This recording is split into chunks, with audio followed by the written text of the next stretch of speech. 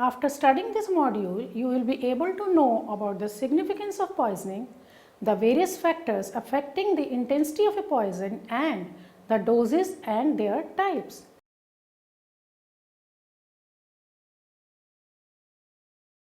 The right dose distinguish a poison and a remedy. This is a maxim learned to every toxicologist as a basic principle of study of poisons.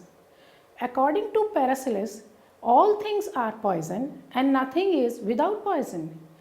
Exclusively, the dose combined with other factors determines that a thing is not a poison.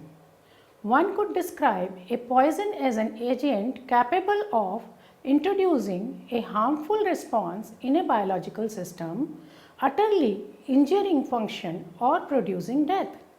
This is not, however, a useful working definition for the very simple reason that virtually every known chemical has a potential to produce injury or death if it is present in a sufficient amount. The definition of a poison also comprehends a qualitative biological characteristic because a compound toxic to one class or genetic strain may be comparatively harmless to another. For example, carbon tetrachloride, a potent hepatotoxicant in many species, is relatively harmless to the chicken. Certain strains of rabbit can eat belladonna with immunity while others cannot. Compounds may be toxic under some circumstances but not others, or perhaps toxic in combination with additional compound but non-toxic alone.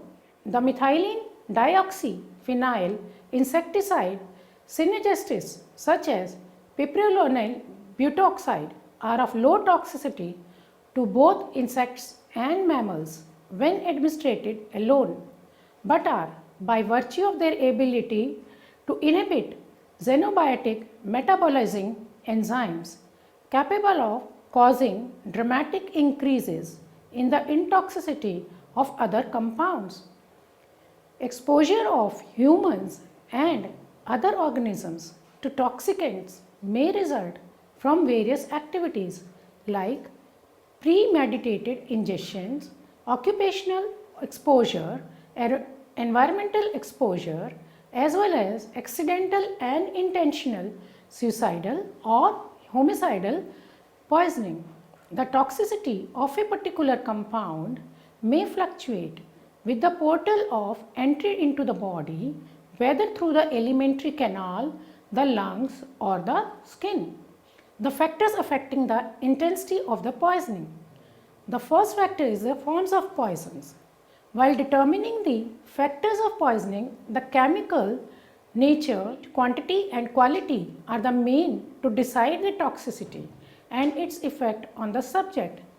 The forms may be physical state, that is, gases or vapors act more quickly than liquid poisons because they are absorbed immediately.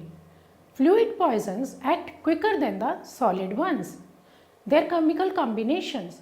Some substances in certain combinations become inert like silver nitrate and hydrochloride, and certain other combinations becomes poisons like lead carbonate and copper sulfide. The mechanical combination. The action of a poison is considerably altered when combined mechanically with inert substances.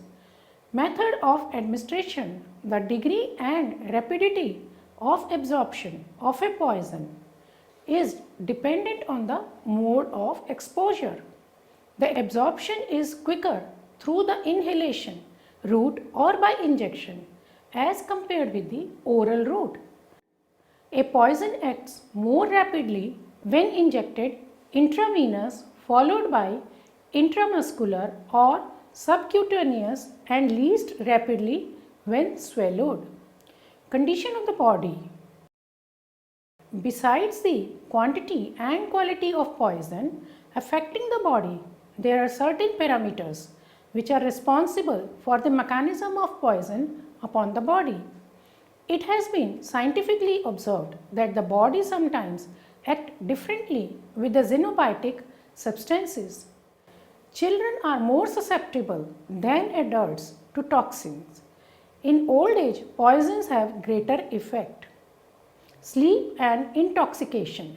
The bodily functions are lowest during sleep, so poisons are absorbed slowly during sleep. About the doses.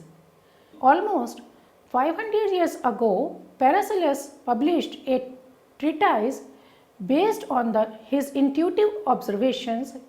He merely argued that these observations should convince one that dose makes the poison.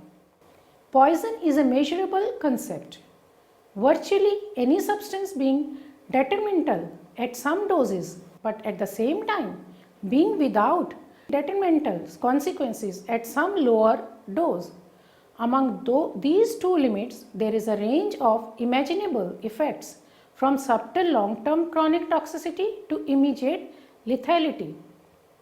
Among chemicals, there is an extensive range of doses required to produce harmful effects, serious injury or death. Some chemicals produce death in microgram quantities and are normally thought of as being extremely poisonous.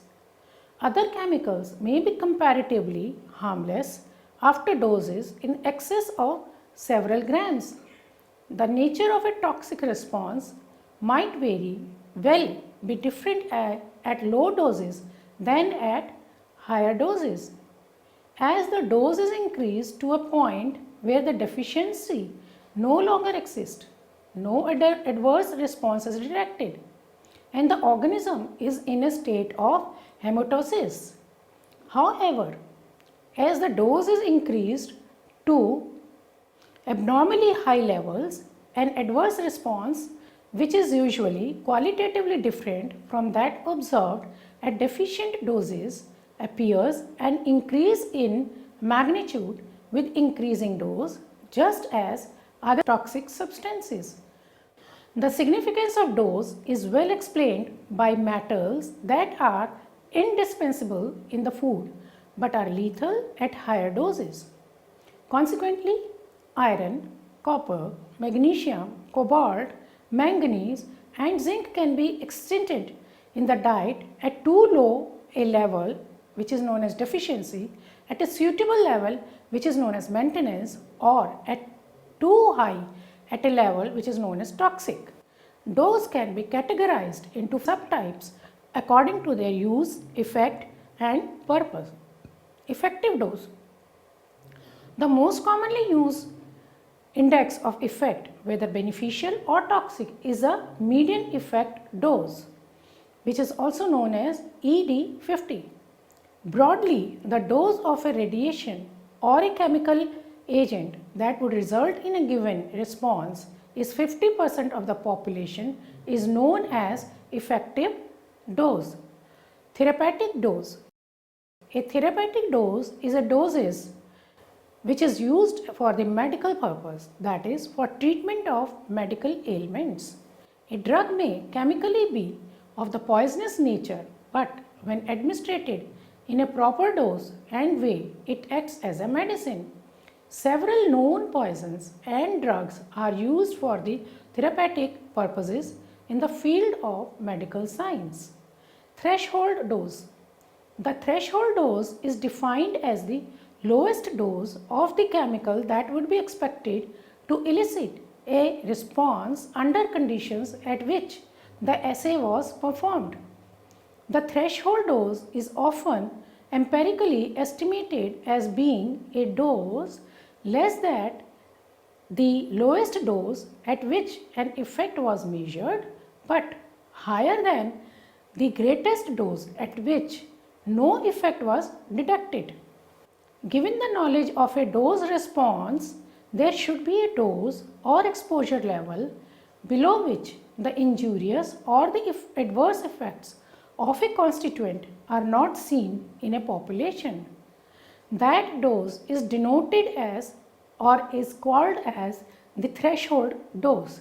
This dose is also stated as no observed effect level or the no effect level NEL. Toxic dose. This is the quantity at which a solid or a water insoluble ingredient yields harmful effect in an itemized test species over a stated exposure period. Broadly, it is the dose resulting in some sort of adverse effect or side effects over the subject. Lethal dose. The lethal dose or LD50 for a specific substance is essentially the quantity that can be expected to cause death in half, that is 50%, of a group of a particular test population when entering the body by a particular route. Hypersensitivity. Chemical allergy is an immunologically facilitated adverse reaction to a chemical consequential of previous sensitization to that chemical or to a structurally similar one. The term hypersensitivity is most often used to describe this allergic state, but allergic reaction and sensitization reaction are also used to describe this situation when pre-exposure of the chemical is required to produce the toxic effect. Once sensitization has followed, allergic reactions may possibly result from exposure to relatively very low doses of chemicals. Therefore, population-based dose response curves for allergic reaction have seldom been obtained. Because of this omission, it is sometimes wrongly assumed that allergic reactions are not dose related. Thus, they are not considered as the allergic reaction to be a true toxic response.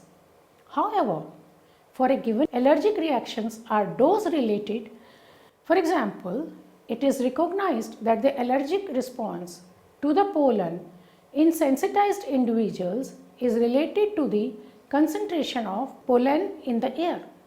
In addition, because of the allergic response is an undesirable adverse deleterious effect, it is obviously a very toxic response. Sensitization reactions are sometimes very severe and may be fatal. Most chemicals and their metabolic products are not adequately large to be accepted by the immune system as a foreign substance and thus must first combine with an endogenous protein to form an antigen or immunogen. A molecule that must combine with an endogenous protein to provoke an allergic reaction is called a heptane. The heptane protein complex, that is antigen, is then capable of eliciting the formation of antibodies, and usually at least 1 or 2 weeks is required for the synthesis of significant amounts of antibodies. Subsequent exposure to the chemical results in an antigen-antibody interaction, which aggravates the typical manifestation of allergy. The manifestations of allergy are several. They may involve various organ systems and range in severity from minor skin disturbance to fatal anaphylactic shock. The pattern of allergic response differs in various species. In humans, involvement of skin, for example, dermatitis, urticaria and itching, and involvement of eyes, for example, conjunctivitis, are most common. However, chemically induced asthma characterized by bronchial constriction certainly does occur in some humans, and the occurrence of allergic asthma has increased substantially in recent years. Idiosyncrasy. Chemical idiosyncrasy denotes the genetically determined anomalous reactivity to a chemical. The response witnessed is usually qualitatively analogous to that observed in all individuals, but may take the form of extreme sensitivity to low doses or extreme insensitivity to higher doses of the chemical. On the other hand, while some people use the term idiosyncratic as a comprehensive to speak to all reactions that occur with low frequency, it should not be used in that way. A definitive example of an idiosyncratic reaction is provided by patients who exhibit protracted muscular relaxation and apnea, inability to breathe, lasting several hours after a standard dose of succinyl-choline. Similarly, there is a group of people who are abnormally sensitive to nitrites and certain other chemicals that have in common the ability to oxidize the iron in hemoglobin to produce methemoglobin, which is incapable of carrying oxygen to the tissues. General allergic reactions do not fall into this category. Drugs may also be more toxic or result in idiosyncratic effects in adults that occur rarely in children. Tolerance. Tolerance refers to the ability of an organism to show insensitivity or decreased sensitivity to a chemical that normally causes deleterious effect. Tolerance is a state of reduced reaction to a toxic effect of a chemical resultant prior exposure to that chemical or to a structurally related chemical. The terms resistance and tolerance are closely related and have been used in several different ways. However, a consensus is emerging to use the term resistance to mean that situation in which a change in the genetic constitution of a population in response to a stressor chemical enables a greater number of individuals to resist the toxic action than were able to resist it in the previous unexposed population. There are two major mechanisms responsible for tolerance.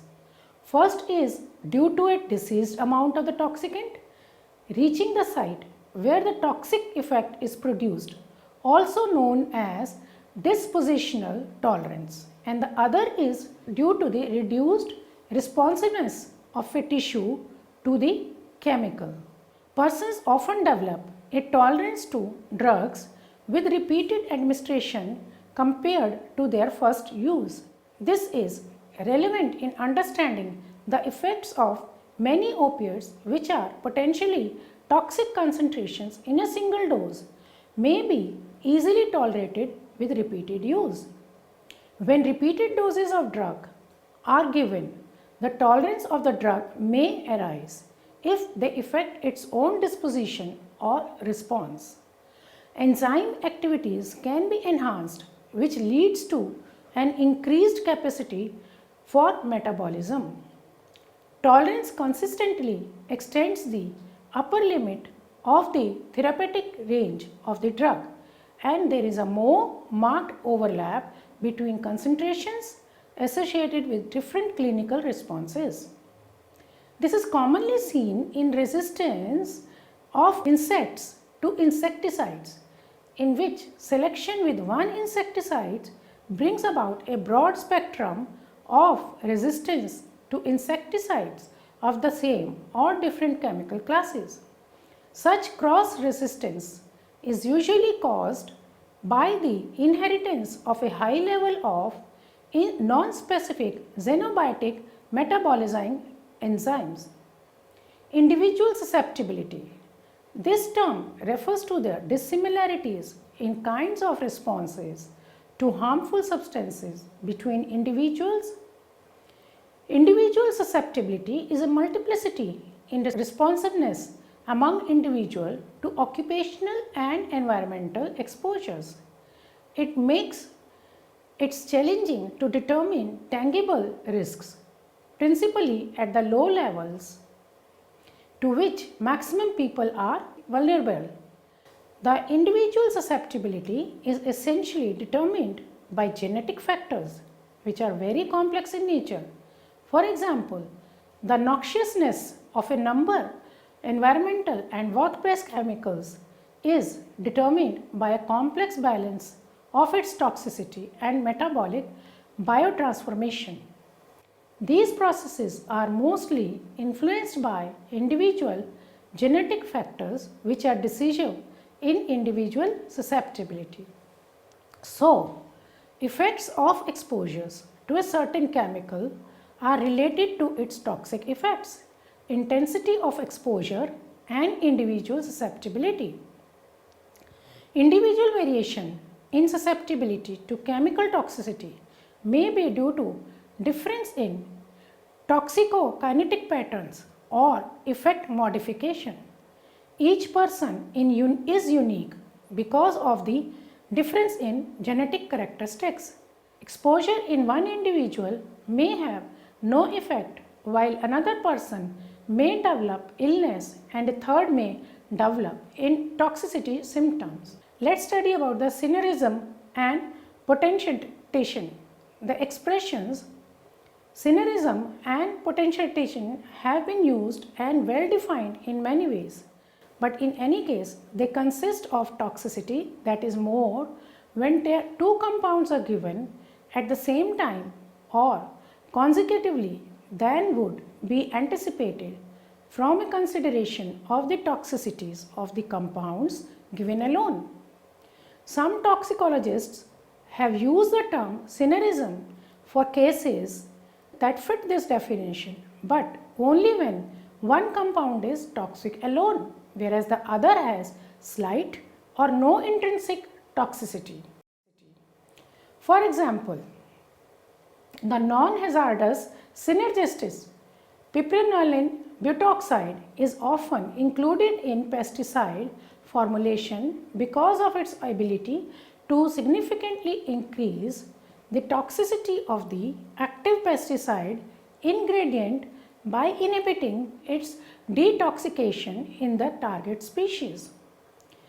The collective effect of the administration of two compounds may be greater than the totality of the two effects.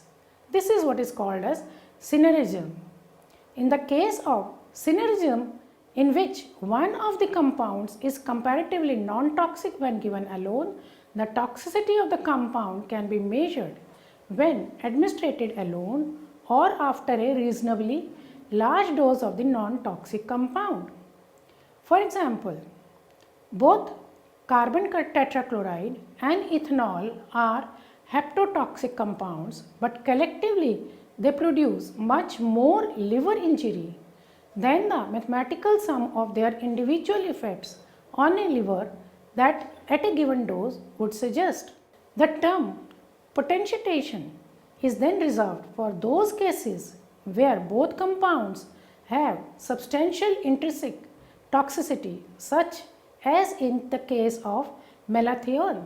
Potentiation occurs when one substance does not have a toxic effect on a certain organ or system, but when added to another chemical makes them much more toxic. Let's summarize. An important principle of toxicology is that all materials are toxic if exposure occurs in sufficient quantities.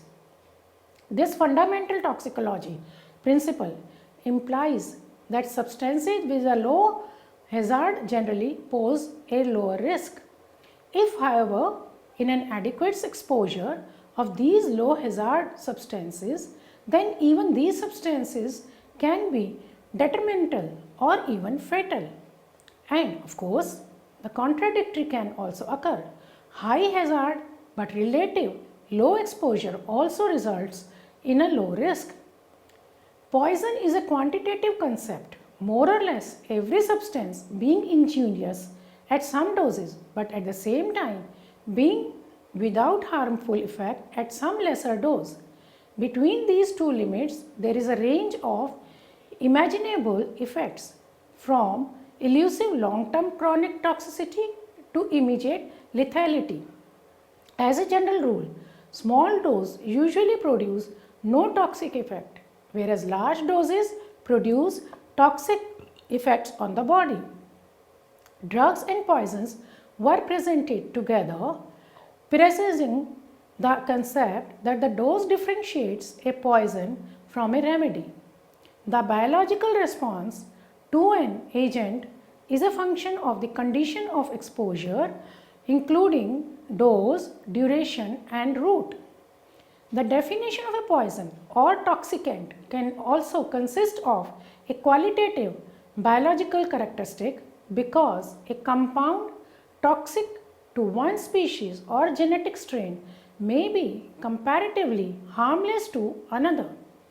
Clinical drugs are more upsetting illustrations because although therapeutic and greatly beneficial at particular doses, they are not deprived of harmful side effects and may be lethal at higher doses.